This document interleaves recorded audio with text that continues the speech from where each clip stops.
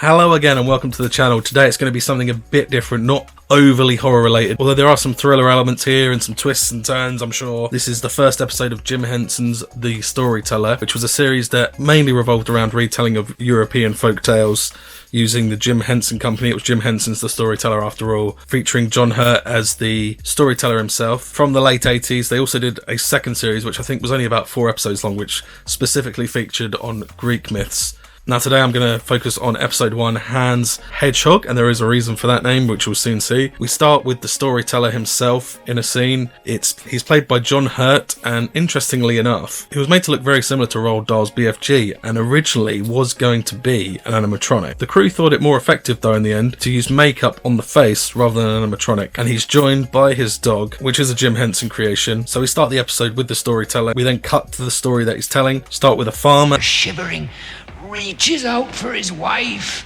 but instead of a head, he finds a foot. Turns over in his bed. She's not there, it's her feet. She's at the other end, because if you sleep upside down on the bed, you might have a better chance of having a baby. His wife wants a baby and she's crazy about it. She's doing all these old wives' tales, no pun intended. And she drove the farmer mad with her cranky books and her cranky charms and remedies. They're stings! That's good.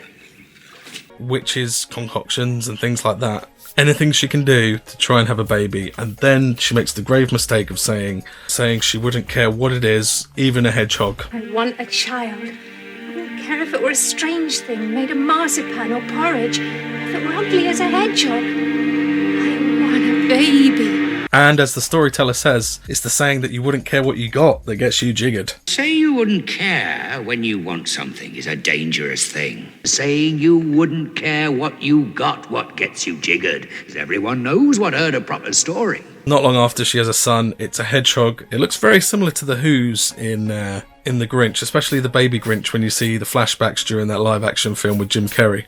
And we see a shot of them going through the town on a car and all the people are shouting, and even the dad snubs this child. It's only the child's mother that seems to love this child that is a hedgehog. The farmer grew to hate his son, but also worth noting here, I like the effects on the hedgehog as it becomes an adult. I think the suit is really well done and the makeup, the mix of like a suit and makeup. Also, what stands out as well and what kind of scared me as a kid when I saw this when I was smaller was how the hedgehog eats its meals. Obviously it's still an animal even though it's anthropomorphic and it's got human qualities, and it's quite interesting to see how it eats.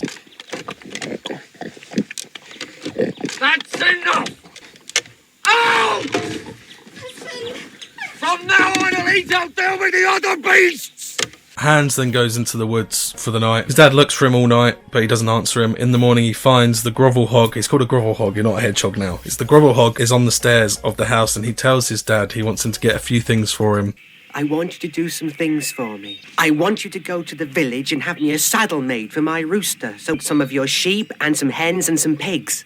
Wants him to get a saddle for his rooster. He's got a big rooster that he can ride like a horse. He also wants some of the livestock, and he's going to go and make his own life rather than put his parents through all this misery anymore of having this child that no one accepts. We then cut to 20 years later with a king who's lost in a forest. He comes across this magnificent castle with a magnificent waterfall. He decides to knock on the door. The hedgehog answers, who's now a little bit older. And the hedgehog, although the hedgehog startles him in appearance at first, he says that he is the king of a kingdom. He needs help. You are welcome in my house, sir, and at my table.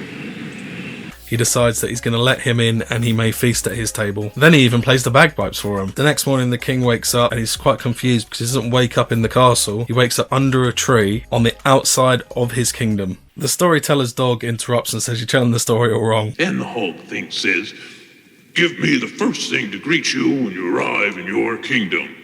The king wants to reward the grovel hog for what he's done for him, for taking him in, letting him have food, etc. Grovel hog says, "Give me the first thing that greets you when you return to your kingdom." And the king agrees because he knows that his dog is going to be the first thing to greet him, and he's fine giving the grovel hog his dog. The grovel hog then replies, "I'll collect my reward in a year and a day." But things don't go as he planned, do they? And it's not the poor wagger who gets there first.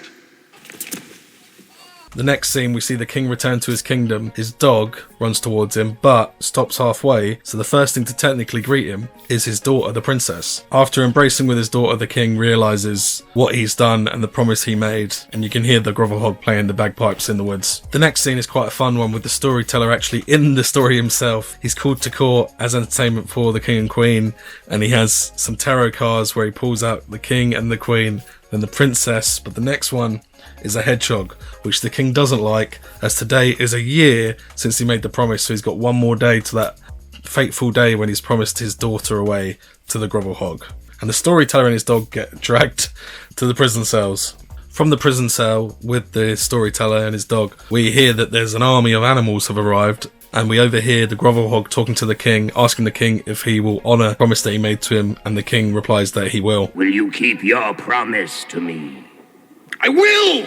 Next shot is the princess in her chambers. We see the Grovelhog walk in. He has an exchange with the princess, asks if she knows who he is, and she says yes. She repeats the promise that her dad made to him. I want you to be my wife and come live with me in the forest. I want you to be my princess of sweetness and cherry pie. We see the wedding party, and the storyteller voices over that it's the most unhappy wedding anyone's ever been to. That night, in the bedchamber, the princess goes to bed, but she turns over to see that the prince actually sheds the Grovelhog skin and becomes a human man, and then walks out the room. The princess then goes to check the Grovelhog skin that the man shed while he's out of the room. She checks the hair and the quills. They're really soft, they're not actually prickly, and she rests on it for a bit before going to bed. In the morning, she thinks that it's just been a dream until the same thing happens again that night. This time, when she goes to check out the hair and the quills again, it's so soft she accidentally falls asleep on it. The Grovelhog comes back in his human form and sees that she's on it. But if you say nothing of this for a third night, then loyal love will break the spell. The princess then tells him that she promises before we get a great bit by the storyteller telling us what promises lead to. But we all know about promises, don't we? And secrets. What use are they when no one knows about them?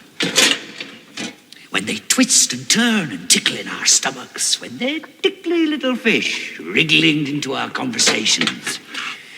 Now, you see, the princess had a mother, and mothers have this way of catching secret fish and promise fish. Next morning, the queen questions the princess, kind of catches her out about the enchanted skin on the Grovelhog, but does tell her that you're meant to actually put the skin onto the fire and burn it, and that will break the spell. The only way to break the spell is to throw the skin into the fire. Again, on this third night, the Grovelhog sheds his skin. The princess almost falls asleep on the bed of hair and quills again, but then she remembers what her mother said about burning it and decides to throw it onto the fire, at which point we hear the Grovelhog yelling in pain outside. And as we go outside, we see him, and he's back in his Grovelhog form, and he's on fire, and he's burning. The Grovelhog, then realising what happens, goes to his rooster to leave, pushes the princess away, and rides off into the night. The princess won't let anyone see her, even the storyteller. The princess goes off into the land in search of the Grovelhog, in search of her husband. Time passes, she wears out a pair of shoes, she gets another pair, she wears those out, she then walks in her own feet. As the storyteller describes, she gets to a stream, she looks in it, she sees her reflection, she's now old, her hair's white. And saw in the water's mirror her hair was now quite white, and she sorrowed for her red hair and her husband, both lost forever. Her red hair now being very much like her husband, lost forever. We walk to an old house / shack. We see a table with food on it, and there's a goblet there. We then see a crow fly in, and this is the weird thing, and maybe I missed it in the episode. This Grovelhog can shapeshift as well, because the crow then turns into the Grovelhog on the chair, and without realising she's there, he gives a toast to the woman who couldn't keep a promise for one more day. Beautiful woman who could not keep her promise for one more day. She calls out to him, How did you find me? I have walked the world to find you. and she's come to claim him. She then repeats the lines that the Grovelhog's mum had said to him all those years prior. Sing to and snoodle with and hug to bits. I come to claim you and catch you up and snoodle you and hug you to bits. And as they're tussling, he doesn't want to, he's giving up a fight. He starts turning back into a human. Some crow's wings coming out of his back as well and start flapping. He really wants to try and get away, but he can't. She's got him in her grasp. She's won back her husband. They ride back on the back of the Grovelhog's rooster. He's not a Grovelhog anymore. And in time, her hair grows back to being red, and they have another wedding, a happy wedding. And we get this great bit from the storyteller at the end. And there was another wedding all over. and we were both invited. And I told the best story there is to tell, a story which begins in hello and ends in goodbye. And for a gift, she gave me a shoe worn to nothing. And here it is.